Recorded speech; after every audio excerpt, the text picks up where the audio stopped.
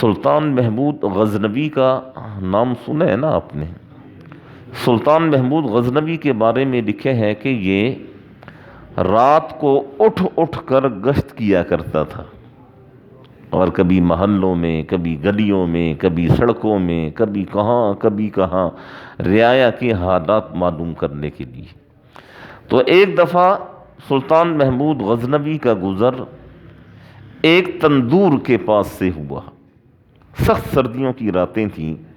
اور وہاں کیا دیکھتے ہیں کہ ایک پھٹی پرانی چادر ڈال کے ایک مزدور جو ہے وہ سویا ہوا ہے۔ تو سلطان محمود غزنوی نے اسے اٹھایا اور اس سے پوچھا کہ تم کون ہو؟ تو اس نے کہا جی میں مزدور ہوں، میرے پاس کوئی ٹھکانہ نہیں ہے، سارا دن میں محنت مزدوری کرتا ہوں، تو رات کو سونے کے لیے میں یہاں آ جاتا ہوں، رات میں یہاں گزارتا ہوں، جب صبح ہوتی ہے پھر میں اٹھ کے اپنے کام کاج پہ چلا جاتا ہوں۔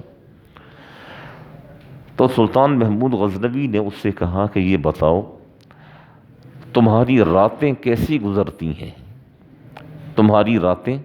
کیسی گزرتی ہیں؟ تو اس مزدور نے بڑا عجیب جواب دیا۔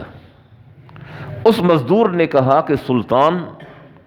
آدھی رات تو ایسے گزرتی ہے جس طرح آپ کی گزرتی ہے، آدھی رات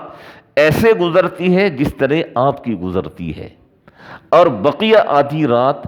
آپ کی آدھی رات سے بھی بہتر گزرتی ہے میری۔ تو سلطان محمود غزنوی حیران ہو گیا کہ میں ایک سلطان آدمی، اور میں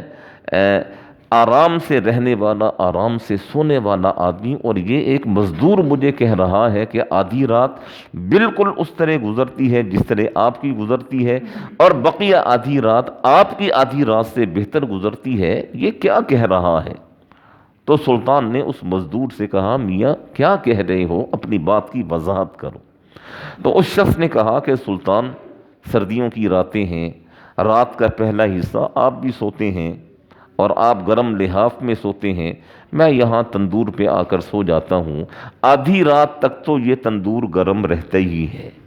تو آپ بھی گرم ہو کر سوتے ہیں، میں بھی گرم ہو کر سوتا ہوں، آدھی رات کے بعد ٹھنڈ بھی زیادہ پڑ جاتی ہے، تندور بھی ٹھنڈا ہو جاتا ہے تو سردی ہو جاتی ہے، آپ گرم سوئے رہتے ہیں لیکن میں کھڑے ہو کر اپنے رب کی عبادت کرتا ہوں، آپ کی بقیہ آدھی رات سونے میں گزر جاتی ہے، میری بقیہ آدھی رات اپنے رب کی عبادت میں گزر جاتی ہے، آپ ہی بتائیں کہ یہ رب کی عبادت کرنا زیادہ بہتر ہے یا رات کو سونا زیادہ بہتر ہے؟ تو سلطان محمود غزنوی نے کہا کہ ہاں واقعی تمہاری آدھی رات یہ میری آدھی رات سے بہت بہتر گزرتی ہے۔ تو اس لیے یہ توفیق کی بات ہے، اللہ جل شانہ جسے توفیق عطا فرما دیتے ہیں اپنے سامنے کھڑا ہونے کی، وہ اپنے رب کے سامنے کھڑا ہو جاتا ہے، اور یہ توفیق مانگی جائے تو ضرور اللہ جل شانہ توفیق عطا فرماتے ہیں، مانگنے کے بعد پھر تھوڑی سی کوشش بھی کی جائے۔ دیکھیں آج کل نا 7 بجے عشاء کی نماز ہے، یہ 6:15 بجے ہم نے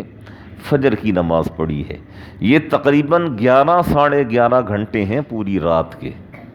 اور ڈاکٹر بھی کہتے ہیں کہ 6-7 گھنٹے اگر انسان سوئے تو انسان کی نیند پوری ہو جاتی ہے۔ 6-7 گھنٹے سونے کے بعد 4 ساڑھے 4 5 بجے اگر اٹھا جائے اور 2 4 5 6 8 نفل پڑھے جائیں اور کچھ تھوڑی سی تسبیحات کی جائیں، قرآن مجید کی تلاوت کی جائے، تو بابا آپ سے بڑا ولی اس دنیا میں کوئی نہیں ہے،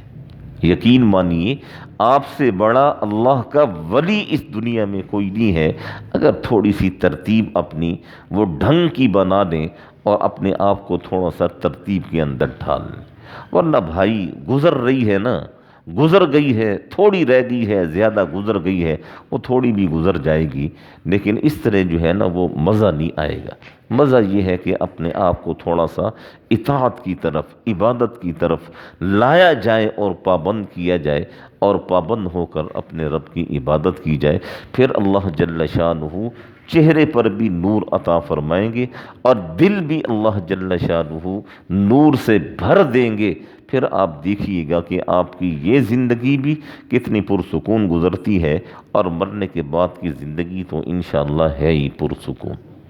دعا فرمائیں اللہ جل شانہ ہم سب کو